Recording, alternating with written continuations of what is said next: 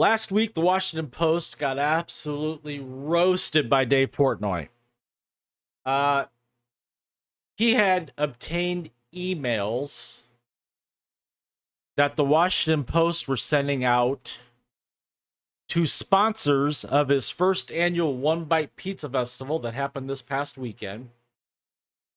And so he got a hold of one of the reporters on the phone, and that reporter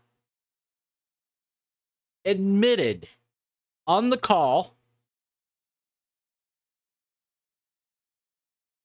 that the backlash that was happening was all fabricated because of the said emails that were sent out that were that painted Dave Portnoy in a negative light.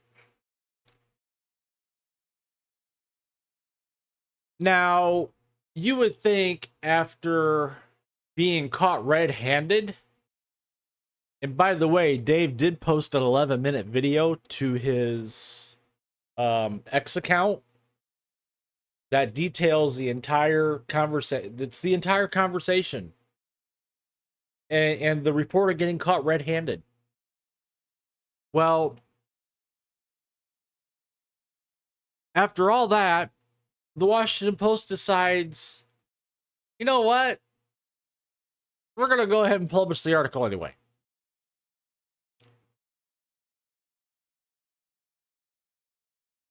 You know, that's the problem with some of these organizations now that are so-called, I call them so-called news organizations like the Washington Post. They show no common sense or logic whatsoever.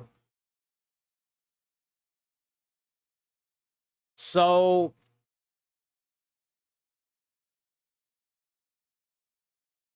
this entire thing that happened, the emails, the phone call exposing the emails, the phone call exposing the tactics used by the reporter at the Washington Post to stir up negative publicity for the festival. All of this would not have happened, most likely, under the old rules of X, then Twitter. This would have probably never been exposed, because Dave would have never been able to post a video to that platform. And if he would have posted the video, it would have got, the views would have been diminished. But instead, it got like something in the neighborhood of 40 million views. But this isn't the best part of all this, folks. This isn't the best part of all this. The best part is that upon releasing the article,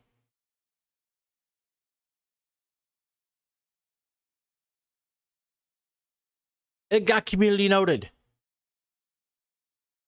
And the community note part is the piece de resistance.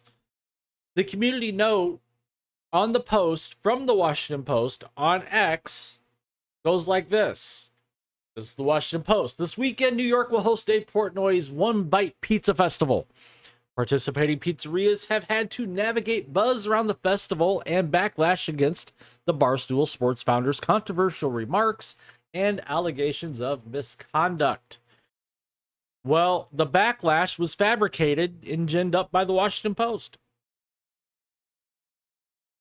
And this is the best part. This is the community note part. I love this part. A phone call between Emily Heil, one of the writers, and Dave Portnoy was shared prior to publication, in which the WAPO journalist admits to intentionally misleading advertisers into speaking negatively of the One Bite Pizza Festival. They agreed to an interview the next day, but WAPO canceled.